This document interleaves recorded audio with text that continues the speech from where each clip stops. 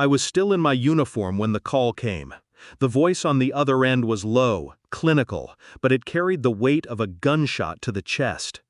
"Your daughter is stable after 3 surgeries," the ER nurse said. "You don't want to know what your wife's boyfriend did." My pulse slowed, a heavy rhythm echoing in my skull.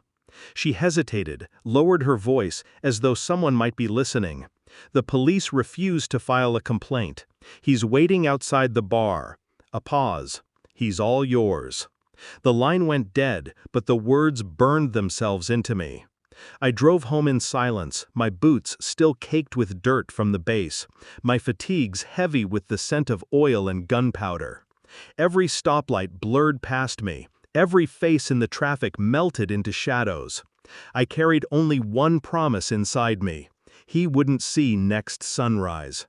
The streets were damp with midnight rain when I found the bar.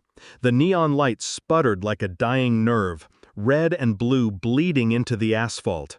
And there he was, leaning against the wall, cigarette dangling between his fingers, the smug grin of a man who believed he was untouchable. The kind of grin I had seen overseas, plastered on warlords who thought their power would last forever. He didn't notice me at first. My boots moved slow, measured, the way we approached houses laced with IEDs. I stopped just outside the pool of light that framed him and let his shadow stretch toward me. "You," I said, my voice flat. He turned, eyebrows lifting in mock surprise. "Well, if it isn't the soldier boy." His tone dripped contempt. "Your daughter." "Don't." The word froze him. For a moment, the arrogance cracked, but then he smirked again, mistaking my calm for weakness. "You weren't here to stop me," he said, "and you won't be here to stop what comes next. The cops? They're on my side. Your wife, she." I stepped forward, the rain hissing as it hit the barrel of the pistol I'd carried home from the desert. His eyes flicked down, then back up to mine. "You wouldn't," he whispered. "You already know what I am," I told him. I thought of my daughter, her tiny hand wrapped in gauze, her chest rising with the effort of borrowed breaths. The image was sharper than any battlefield memory, crueler than any ambush. I remembered holding her the day she was born, her cry piercing and pure. I had promised then to protect her, no matter where I was sent, no matter what war I fought. But I had failed. This was the war that mattered. He flicked his cigarette at my boots, a final act of defiance. "Go ahead," he said. "Pull the trigger. You'll rot in prison. Your daughter will grow up without you." For the first time that night, I smiled. It wasn't warm. It was the smile I wore overseas, right before breaching a door. "She already grew up with me," I said. The gunshot cracked like thunder, swallowed by the rain. He fell back against the wall, eyes wide, hand clawing at the darkness blooming on his chest. The cigarette ember fizzled on the wet ground, just another dying star. I stood over him as his breath rattled, shallow and broken.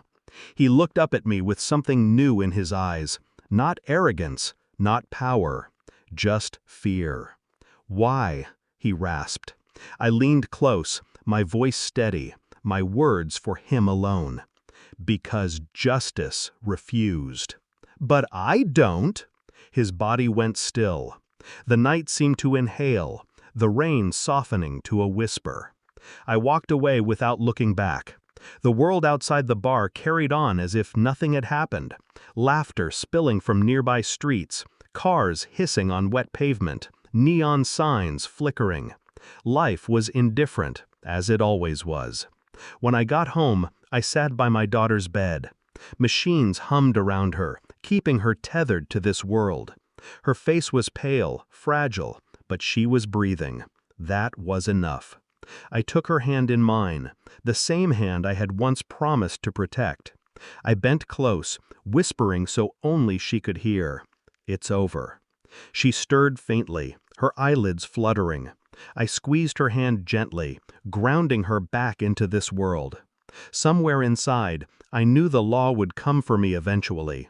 The badge would knock on my door, the cuffs would bite my wrists, the cell would close behind me. But none of it mattered. I had already made peace with the cost.